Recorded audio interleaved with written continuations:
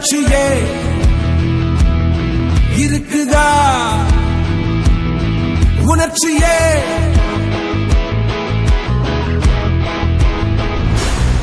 ஒரு விரல் புரட்சியே இருக்குதா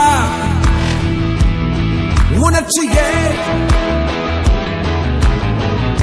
ஏழ்மையை ஒழிக்கவே செய்யடா முயற்சியே